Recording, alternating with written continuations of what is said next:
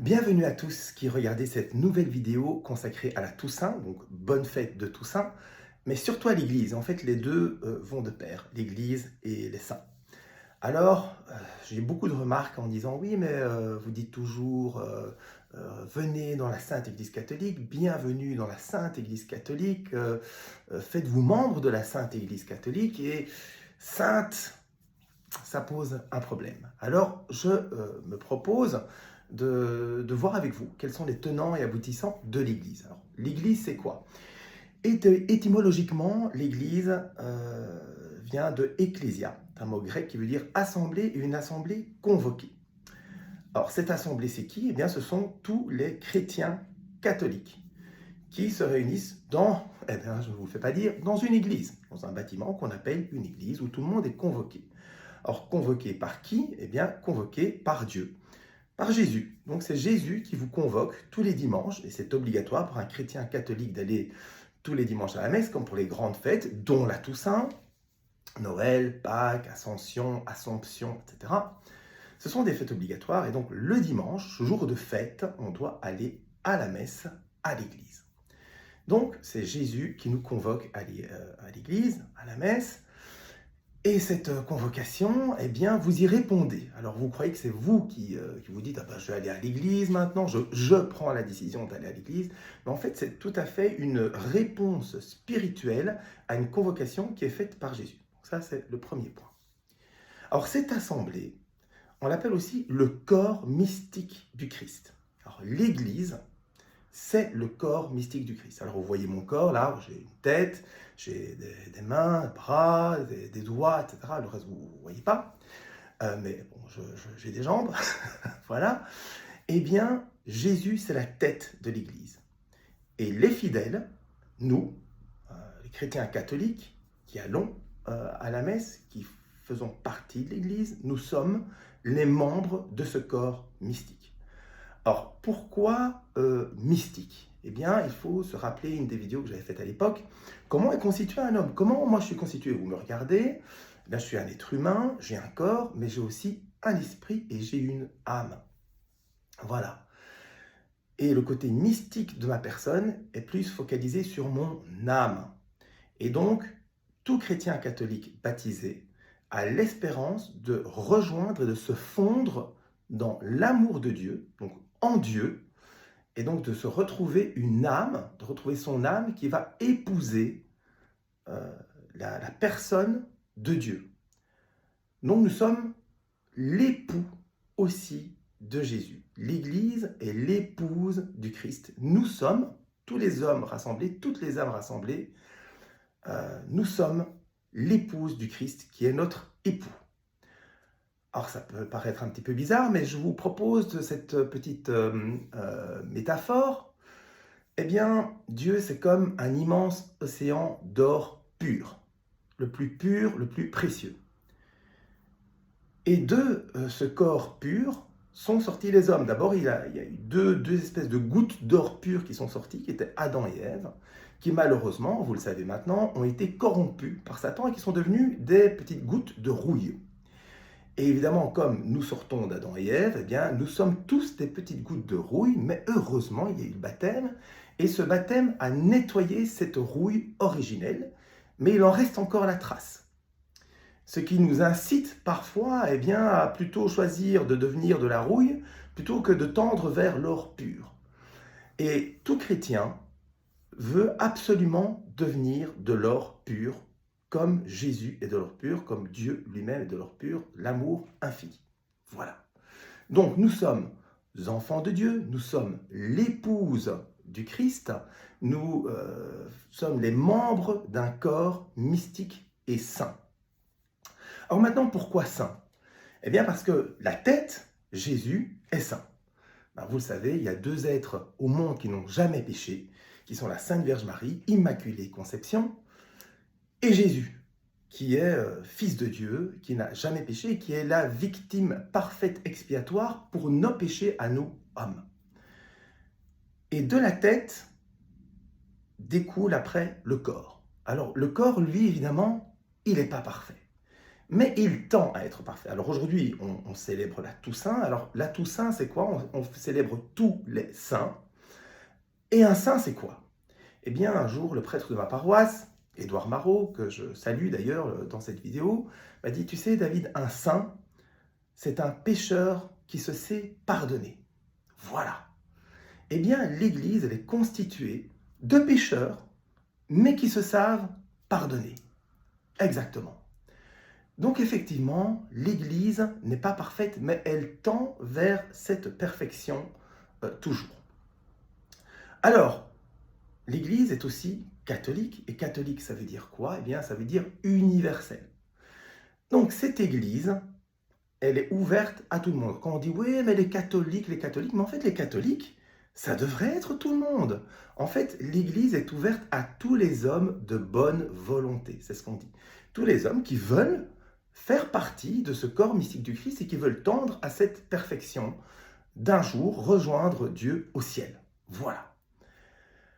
Alors, évidemment, il y a des gens qui sont partis de l'Église, les protestants sont partis de l'Église, parce que certains papes de l'Église ont, euh, j'ai envie de dire, ont mal agi, pour utiliser un mot correct, hein, des mots corrects quand même. Donc des papes qui ont mal agi, des personnes ont mal agi, et donc, oui, finalement, nous, on quitte l'Église, etc. L'Église a connu des schismes. Hein. Il y a eu l'Église, par exemple, byzantine, qui s'est séparée de l'Église d'Occident. Hein. On va revenir d'ailleurs sur ça. Puis encore eu d'autres schismes, hein, effectivement. Donc l'Église a effectivement connu beaucoup de problèmes. Alors, un des problèmes qu'on souligne souvent, c'est, oui, mais les croisades. Hein, l'Église a quand même fait des croisades. Hein, quand même, c'est pas bien. Ils sont partis là-bas, vers Jérusalem. Ce faisant, ils étaient partis armés, et ils ont buté tout le monde pour convertir les gens. Eh bien, il faut savoir que, il faut d'abord un peu connaître l'histoire, et connaître l'histoire en fait de la Palestine. C'est fortement d'actualité. Donc quand Jésus est arrivé déjà à l'époque, le territoire de la Palestine était occupé. Il était occupé par qui? Il était occupé par des Romains. Voilà. Bon, après, Jésus est arrivé, il a prêché, il est mort, il a institué son Église, et l'Église, eh bien, elle est devenue catholique romaine parce que l'empereur romain, un empereur romain, je ne me souviens plus duquel, mais s'est converti. Bon. En 638 après Jésus-Christ, invasion de qui? Des Arabes qui ont conquis la Palestine. Voilà. Donc d'abord, les Romains avaient détruit le temple de Jérusalem, et puis, ce faisant, en 638, les Arabes ont conquis la Palestine et l'ont occupée. Mais évidemment, quand Jésus a constitué l'Église, il a constitué l'Église via ses apôtres sont morts, la plupart martyrs, mais il y a un apôtre qui n'a pas vu Jésus en vrai pendant qu'il prêchait, eh bien c'était Saint Paul. Et Saint Paul, qui est arrivé juste après le décès de Jésus, eh bien lui, il a converti les nations, on l'appelle l'apôtre des nations. Ça veut dire qu'il est parti partout en Europe et qu'il a converti les Européens, les Grecs, les Turcs, Chypre, etc. Évidemment, pour un chrétien, à partir de là, à partir du moment où il est converti, il n'a qu'une envie, mais c'est d'aller sur les traces de Jésus. Donc, c'est de partir, par exemple, de France et d'aller jusqu'à Jérusalem, qui était en Palestine. Et donc, vous l'avez compris, à partir de 638, Jérusalem était dans le territoire occupé par les Arabes. Alors, que se passait-il? Eh bien, des petits groupes de chrétiens allaient jusqu'en Palestine, à Jérusalem. Mais évidemment, vous, quand vous partez en vacances, qu'est-ce que vous faites? Vous prenez de l'argent, vous prenez des bagages, et à ce moment-là, il n'y avait pas d'avion, il n'y avait pas de voiture. Donc le voyage était fastidieux, il y avait des dangers sur la route, et donc, eh bien, les premiers chrétiens qui partaient comme ça, non armés, se faisaient zigouiller. Ils se faisaient zigouiller par qui? Eh bien, par, j'allais dire les Berbères, enfin, je vais dire, par les Arabes qui étaient là, tout simplement. Bon. Ensuite, évidemment, avec l'expérience, ces chrétiens se sont un petit peu constitués en groupe. Ils se sont organisés. Ils sont partis, et puis ils sont partis avec des armes. Si on nous attaque, on va se défendre. jusqu'en 1095, où l'Empire byzantin était formé à l'époque, mais était vraiment sous la menace des Turcs qui voulaient vraiment maintenant annihiler l'Empire byzantin. Et donc, ils ont demandé l'aide des chrétiens d'Occident pour les défendre et défendre la foi catholique, ce qui a causé les croisades. Et puis, les croisades sont parties un petit peu en vrille. Le but qui était d'abord les pèlerinages est devenu un but politique, vous l'avez compris, mais c'est aussi devenu un but lucratif. Et donc, il y avait pas mal d'or à Jérusalem, il y avait le trésor du temple, qui notamment a été pris durant les croisades, or qui a servi à la construction d'ailleurs des châteaux en Europe, des Schloss en Allemagne, et puis des châteaux en France, etc., en Angleterre. Donc voilà pour les croisades. Alors, est-ce que Dieu était d'accord avec ces croisades? Est-ce que Dieu était d'accord qu'on s'entretue? Évidemment que non. Dieu est amour, et ce qu'on doit viser, ce que tout chrétien doit viser, c'est l'imitation de Jésus-Christ.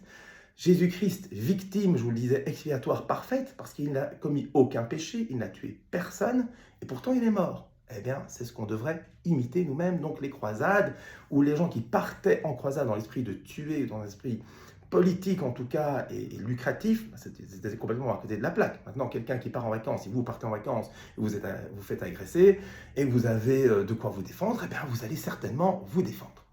Donc ça, c'est pour les croisades. 2. Oui, mais l'Inquisition. L'Église a quand même fait de l'Inquisition au Moyen-Âge. Là, ils disaient que les gens étaient des sorciers ou des sataniques, et puis ils les brûlaient. Il les torturait. Oui, ça s'est passé, effectivement. Certainement avec des abus. Mais autre temps, autre époque, autre façon de fonctionner.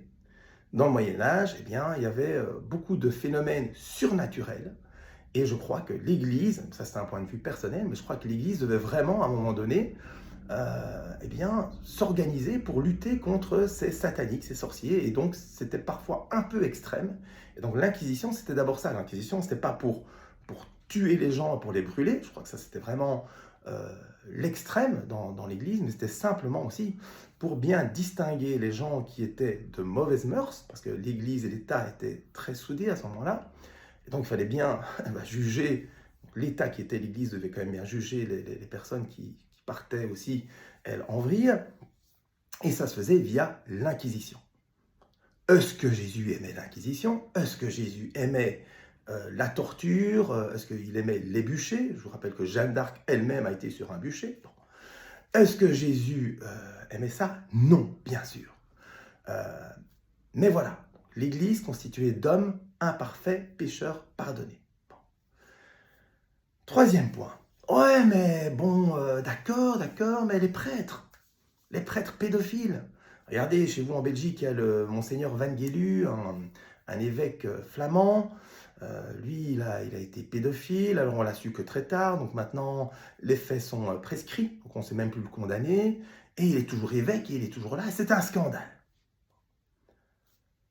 Est-ce que Jésus aime les pédophiles? Oui, il aime les pédophiles, de la façon les aimer de façon générale. Est-ce qu'il approuve la pédophilie? Bien sûr que non. Est-ce qu'il approuve que des prêtres soient pédophiles? Évidemment non. Est-ce que ces actes sont condamnables? Bien entendu que oui. Au niveau civil, d'abord, ici sur Terre, mais surtout au niveau du ciel. La prescription existe, c'est un débat. Moi, je ne suis pas juriste, alors est-ce qu'il faudrait une prescription? Il faudrait abolir cette prescription? Peut-être, j'en sais rien. Mais en tout cas, voilà. Maintenant, je crois que c'est plus une affaire personnelle entre, par exemple, Van Gelu et Dieu.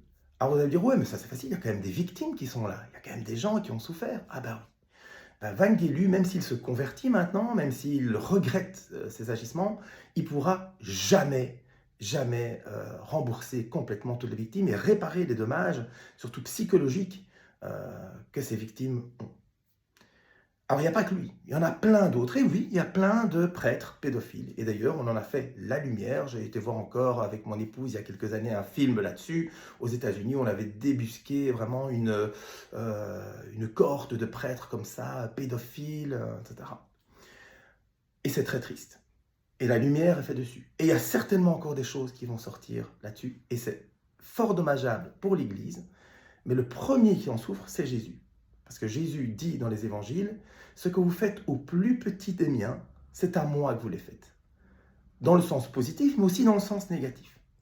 Et donc, c'est vraiment triste pour eux. Et si vous lisez un petit peu les mystiques, qui voient ce qui se passe au niveau des âmes du purgatoire, etc., eh bien, vous pouvez lire qu'il y a malheureusement beaucoup de prélats, beaucoup de prêtres, d'évêques, qui vont en enfer à cause de ça. Voilà. Donc, ça, c'est un fait, j'en suis fort malheureux, et Jésus, donc la tête du corps du Christ, en est le premier extrêmement malheureux. Mais maintenant, sortons un petit peu de l'Église et de ces faits de l'Église. Regardons un petit peu ce qui se passe chez nous en Belgique. En Belgique, l'État a institué des cours d'éducation sexuelle aux enfants à partir de 5 ans. Est-ce normal? Moi, je trouve ça complètement anormal. Je trouve ça même pervers, parce que c'est préparer les enfants à des actes de pédophile, à accepter la pédophilie, à instituer la pédophilie. Moi, c'est comme ça que je le vois. Alors, il y a des gens qui se révoltent. Il y a des gens qui ont brûlé des écoles. Évidemment, est-ce que moi, j'approuve qu'on brûle les écoles? Bien sûr que non. Hein. Mais il y a quand même une révolte à ce niveau-là. Est-ce que, parce que l'État institue des choses complètement abjectes, parce que je parle ici de Evras, mais on peut parler encore d'autres choses, d'intégration de personnes aux mœurs complètement perverses, hein, je ne vais pas dire ici plus loin, mais est-ce que parce que l'État promeut cela activement, vous voyez maintenant quand vous allez à Montgomery, ici à Bruxelles, ben, vous voyez les trottoirs ou les passages pour piétons aux couleurs de l'arc-en-ciel. Est-ce que parce que l'État fait ça, moi je dis que je suis plus membre de l'État? Est-ce que je vais dire, ah non, moi retirez-moi ma nationalité? Non, on fait partie de ça. C'est imparfait. Mais voilà, on doit vivre avec ça. Alors ma question, c'est, est-ce que parce que l'Église, ou certains membres de l'Église, sont imparfaits, est-ce que c'est pour ça qu'on doit être débaptisé? On doit demander sa débaptisation? Pour moi, ça me paraît complètement, pas abject, mais oui, complètement déplacé, parce que la foi qu'on a en Jésus-Christ n'a rien à voir avec la nature de l'homme qui, lui, est imparfait. Voilà. Alors oui, vous pouvez dire oui, c'est facile, etc. Mais non, je ne crois pas que ce soit facile. Alors, deuxièmement, je parlais de l'État, mais allons plus loin. Allons voir du côté de l'ONU, des Nations Unies. Allons voir du côté de l'OMS qui encourage maintenant à ce que les enfants aillent plus loin dans l'éducation sexuelle, qu'on utilise des sextoys, etc. Vous avez la description ici en dessous. Je crois que je vais mettre une vidéo que vous pouvez regarder là-dessus. Est-ce que c'est normal? Est-ce que maintenant on se dit on est plus citoyen du monde? Peut-être qu'on devrait en arriver là. Mais vous savez, dans la Bible, il y a eu Sodome et Gomorrhe. Hein. Il y a un passage, Sodome et Gomorrhe, où il y avait des sodomites, voilà, qui habitaient donc Sodome et Gomorrhe, que Dieu a exterminé via le feu du ciel. Bon. Aujourd'hui, l'humanité est bien plus loin que ce qui se passait à Sodome et Gomorrhe. Et de mon point de vue, l'Église catholique, dans l'imitation de Jésus-Christ, est le seul rempart qui nous protège encore de l'aberration que nous vivons aujourd'hui dans le monde, qui est Sodome et Gomorrhe, et là où on voit que les plus petits d'entre nous sont menacés. Hein. On voit vraiment qu'il y a une attaque de l'enfant aujourd'hui dans le monde. Et ça, c'est insupportable. Dernier point, oui, on a parlé des prêtres pédophiles, je crois qu'on a fait toute la lumière, c'est très connu, il y a des films là-dessus. Mais il y a un film, moi qui m'intéresse, que je vais avoir la chance de voir, qui est très explicite, j'en ai déjà eu des échos par des amis, Sound of Freedom. Sound of Freedom. En plus, un excellent film. Alors des films, moi je suis assez cinéphile, j'aime beaucoup aller au cinéma, j'aime pas trop les films français, donc j'ai vu beaucoup de mauvais films français, mais qui ont été produits par Gaumont, par je ne sais trop quoi. J'ai vu beaucoup de bons films français aussi, j'ai vu beaucoup de bons films américains, beaucoup de mauvais films américains, mais produits par Paramount Pictures, Metro Goldwyn Mayer. Mais ce film, Sound of Freedom, qui est un excellent film, n'a été produit par aucune grande chaîne de production cinématographique aux États-Unis. C'est un tout petit producteur qui a accepté de produire ce film, de le diriger, et qui est refusé en termes de visionnage dans le cinéma aujourd'hui en Belgique, en France et dans d'autres pays européens.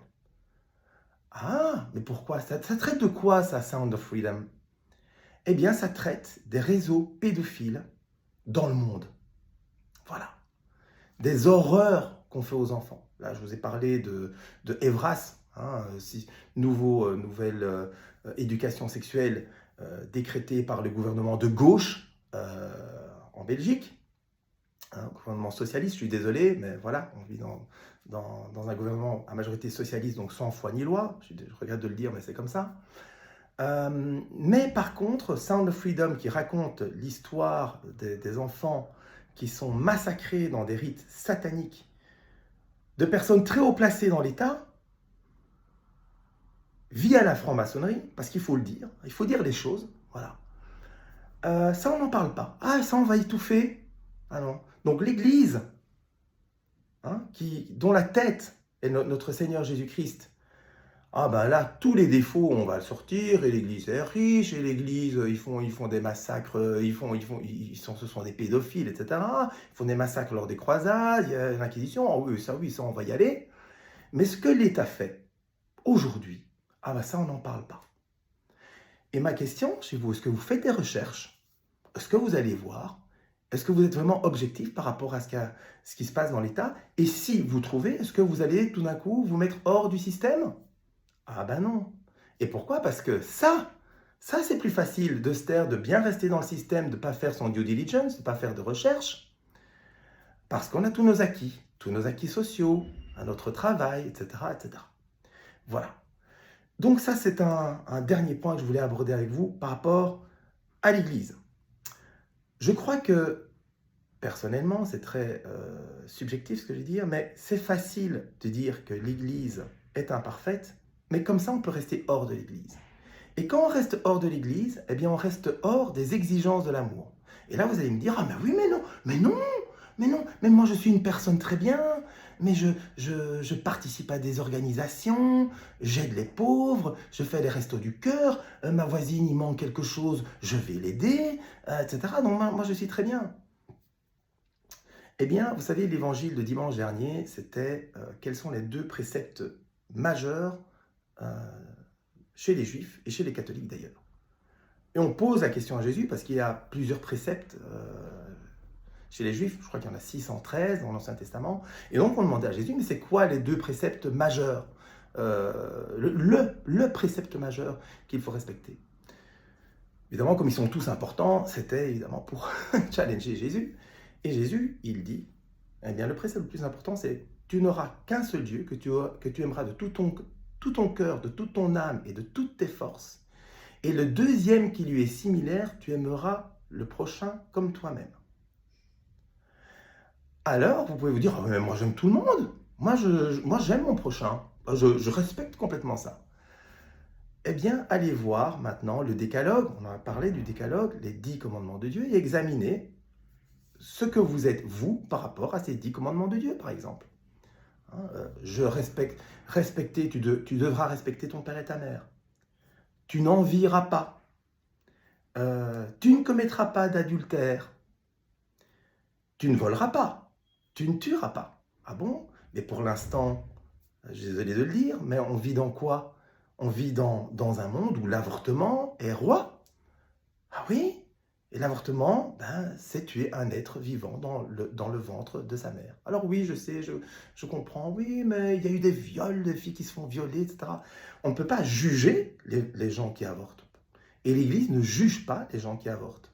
Mais simplement pour vous dire que il y a des excès aujourd'hui dans notre monde qui sont insupportables et qu'on devrait d'abord se regarder nous-mêmes avant de juger l'autre. Regardez la poutre qui est dans notre œil avant de regarder, d'essayer de voir la paille qui est dans l'œil du voisin. Ça, c'est ce que nous devons vraiment faire et c'est ce qu'on ne fait pas, à mon avis, avec la Sainte Église catholique. Voilà. Alors, pour terminer, je dirais ceci. La foi est un élément important pour notre vie. Pour notre vie déjà sur Terre, parce que ça commence ici. Notre sainteté commence ici sur Terre, en agissant bien, en respectant certains préceptes stricts de l'amour divin. J'ai parlé des 10 commandements de Dieu, je pourrais parler aussi des 7 péchés capitaux, essayer d'éviter ces 7 péchés capitaux. Eh bien, focalisons-nous là-dessus. Quel est le moyen vraiment d'éviter ces 7 péchés capitaux, de vraiment se fondre dans les 10 commandements de Dieu, le décalogue? Eh bien, il n'y a pas meilleur outil, meilleur chemin, meilleure vérité que la Sainte Église catholique, qui est le chemin, la vérité, et qui nous mène vers la vie. Voilà. Je vais m'arrêter là. J'espère que vous avez apprécié cette vidéo. Si vous avez encore des questions ou des remarques, eh bien, n'hésitez pas à me les mettre dans les commentaires. En attendant, je vous souhaite encore une bonne fête de Toussaint, parce que nous sommes tous des pécheurs pardonnés. C'est notre espérance d'aller au ciel, et si nous voulons aller au ciel, eh bien, nous devrons devenir saints, nous devrons nous purifier. Heureusement, il y a encore le purgatoire, et puis même avant le purgatoire, il y a des moyens très simples ici pour se purifier et d'aller de l'avant. D'ailleurs, je ferai une petite vidéo sur quels moyens concrets utiliser pour aller tout de suite au ciel. Voilà, je vous souhaite de vivre selon la foi, l'espérance et la charité, bien entendu. Profitez des sacrements, allez à la messe, à la confession, faites-vous baptiser si vous ne l'êtes pas encore. Jésus revient. Amen. Et je vous dis à la semaine prochaine ou à très vite.